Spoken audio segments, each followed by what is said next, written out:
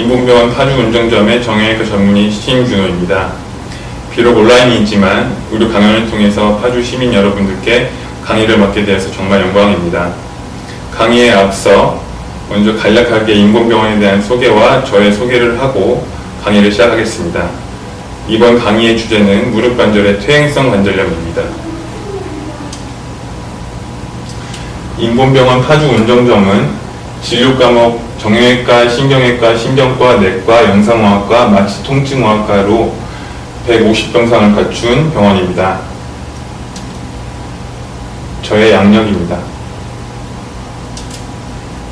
저희 국내 및 해외 학회의 발표 이력입니다.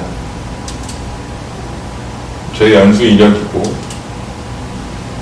제가 주 저자로 저술한 연구 논문의 목록입니다. 저의 주 연구 분야는 무릎관절 퇴행성 관절염의 인공관절 치환술과 관절 보존술입니다. 관절염을 설명하기 앞서 먼저 관절 연골에 대해서 설명하겠습니다. 무릎관절의 관절 연골이란 허벅지뼈 대퇴골과 정강이뼈 경골 사이의 물렁뼈를 말하며 그 기능은 충격을 흡수하고 부드러운 관절 운동을 도와주는 구조물입니다. 하지만 무릎관절 안에는 관절 연골을 보호하는 다른 구조물도 많이 있습니다. 십자인대를 포함한 관절의 인대와 반원상 연골판은 대퇴골과 경골 사이의 접촉 면적을 넓혀 주어서 연골을 보호하게 됩니다. 퇴행성 관절염 또는 골관절염이란 관절을 보호하는 연골이 점차 손상되고 마모되어 이로 인해서 관절의 통증이나 부종, 변형을 유발하는 질환입니다. 퇴행성 관절염의 주 증상으로는 특정 부위에 하중이 집중되면서 생기는 관절의 통증 또는 연골된 마모된 연골편에 의해서 발생하는 염증 반응으로 인해서 관절이 붓거나 통증이 생길 수 있고, 퇴행성 관절염이 진행된 경우에는 연골의 마모와 뼈의 변형으로 인해서 관절의 변형이 생기게 됩니다. 퇴행성 관절염의 무릎을 자세히 들여다보면 연골 내부의 구성이 변하고 연골의 탄성을 잃고 점차 연골이 마모되면서 연골 마모와 연골 하골의 노출로 인해서 발을 딛거나 체중이 실릴 때마다 기기적인 통증이 발생할 수 있으며, 마모된 연골편들에 반응하여 염증세포가 분비하는 단백질로 인해서 염증 반응이 발생하고 이로 인해서 관절이 붓고 통증을 호소할 수 있습니다. 퇴행성 관절염에는 여러가지 위험 인자들이 관여하게 됩니다. 먼저 성별에서는 남성보다 여성의 퇴행성 관절염의 발병률이 높고, 그리고 고령, 연골의 노화가 퇴행성 관절염의 매우 중요한 위험 인자입니다. 실제로 60세 이상에서는 20에서 30%에서 관절염이 있고 70세 이상에서는 절반 이상이 퇴행성 관절염을 갖고 있는 것으로 밝혀졌습니다. 이외에도 퇴행성 관절염에는 과체중 또는 비만, 생활습관, 근력 약화, 외상, 직업적인 요인이나 유전적 요인, 여러가지 요인들이 관절염의 위험 인자로 적용하고 있습니다. 이외에도 생체 역학적인 요인으로서 무릎의 내반이나 외반 변형과 같은 하지 정렬의 변형 또는 반월상 연골판의 기능 상실 또한 퇴행성 관절염의 매우 중요한 위험 인자입니다. 퇴행성 관절염의 단계는 4단계로 나눕니다. 먼저 관절 간격이 좁아지고 통증이 있는 경우에는 1기, 관절 간격이 더 좁아지고 골극이 발생하고 하는 시기가 2기, 그리고 관절 간격이 매우 좁고 연골 하골이 하얗게 변하는 연골화 경화증이 생기는 것이 3기, 그리고 뼈와 뼈가 맞닿게 되고 관절의 변형이 생기는 것이 4기입니다. 퇴행성 관절염의 치료에 대해서 보겠습니다. 먼저 치료를 말씀드리기 전에 퇴행성 관절염이란 점차 진행하는 만성적인 퇴행성 질환인 만큼 꾸준한 관리가 필요한 질환임을 이해하는 것이 매우 중요합니다. 퇴행성 관절염의 치료 방침을 결정할 때 고려해야 될 요인은 관절염의 진행 단계만 고려하는 것이 아니라 증상의 정도나 활동의 정도, 직업, 나이, 기저질환, 재활치료의 가능 여부, 근력, 관절 운동의 범위 등 여러 가지를 고려해서 결정하게 됩니다.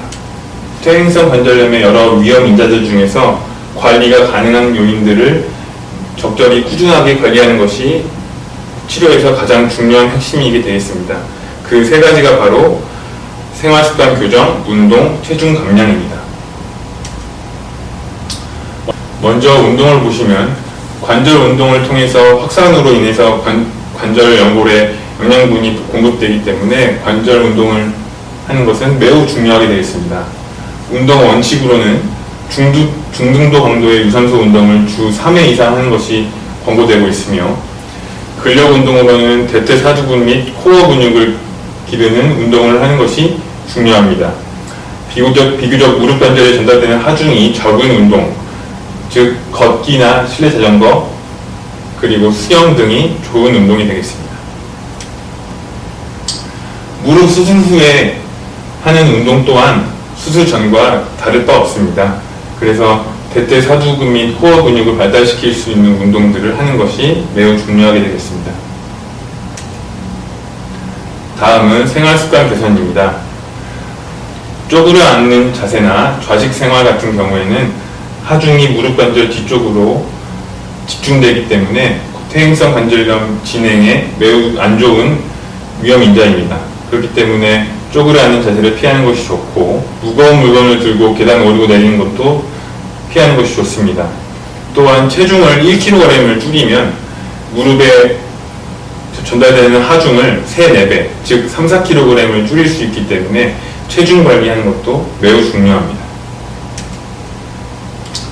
다음은 약물치료, 즉 소염제 복용입니다. 소염제 복용은 무릎 관절 안에서 일어나는 염증 반응을 감소시켜서 부종과 통증을 호전시키게 됩니다. 그래서 초기에 관절이 붓고 통증이 심한 경우에는 연속적으로 복용을 하는 게 좋지만, 그 이후에는 통증이 있는 경우에만 띄엄띄엄 복용하는 것이 중요합니다. 주사 치료를 보겠습니다. 먼저 스테로이드 주사는 급성 염증 반응, 즉 무릎이 붓고 통증이 심한 경우에 효과가 있습니다. 하지만 연속 주사를 하더라도 최소 2주 간격을 띄우는 것이 좋고, 또한 다음으로는 연골주사, 히알루로산 연골주사는 연골의 윤활 작용을 도와주고 염증 반응을 감소시켜서 통증을 호전시키게 됩니다. 하지만 최소 6개월 이상의 간격을 띄우는 것이 좋습니다. 너무 잦은 주사 치료를 받는 것은 화농성 관절염이나 관절 강직의 위험이 있기 때문에 피하는 것이 좋습니다. 지금까지 말씀드린 보존적인 치료, 운동, 생활습관 개선, 체중 감량, 약물치료, 주사치료를 적절히 시행했음에도 불구하고 증상에 호전이 없는 경우에는 수술적인 치료를 고려하게 됩니다. 말기 퇴행성 관절염에서는 인공관절 치환술을 시행하게 되지만 조기 관절염, 즉 1, 2, 3기의 퇴행성 관절염에서는 비교적 젊고 활동도가 높기 때문에 관절 보존술을 시행하게 됩니다. 수술의 목표는 증상의 완화뿐만 아니라 관절염의 진행을 늦추고 퇴행성 관절염으로 인해서 시행받는 인공관절 치환술의 시기를 늦추는 것이 그 목표이기 때문에 적절한 시기를 놓치지 않는 것이 중요하게 되겠습니다. 관절 보존술의 종류로는 하지 정렬의 변형을 바로잡는 무릎 관절 주위 교정 결골술이 있겠고, 반월상 연골판의 기능 회복을 위해서 반월상 연골판의 부분 절제술이나 봉합술, 이식술 등이 있습니다. 다음 4기 또는 말기 퇴행성 관절염의 치료입니다. 말기로 진행된 퇴행성 관절염에서는 인공관절 치환술을 시행하게 됩니다. 수술을 받을지 말지의 여부와 그 수술 시기를 결정하는 것이 매우 중요하게 되겠습니다. 적절한 보존적인 치료에도 불구하고 증상의 호전이 없는 경우에 65세에서 70세의 고령이라면 마냥 약물이나 주사치료를 통해서 기다리는 것이 정답이 아닐 수 있겠습니다. 더 연세가 들고 고령이 된다면 기저질환이 악화되고 인공관절 치환술 이후에 발생할 수 있는 합병증의 위험과 인공관절 수술 치환술 이후의 수술 결과가 나빠질 수 있기 때문입니다. 강의를 요약해서 말씀드리면 단순히 퇴행성 관절염의 진행 정도뿐 아니라 환자분들이 갖고 있는 여러 가지 요소들을 복합적으로 판단하여 시기에 맞는 적절한 치료 계획을 세우는 것이 매우 중요합니다. 무조건적인 비수술적 보존적인 치료도 옳지 못할 수 있으며 무조건적인 수술적 치료도 적절하지 못할 수 있습니다.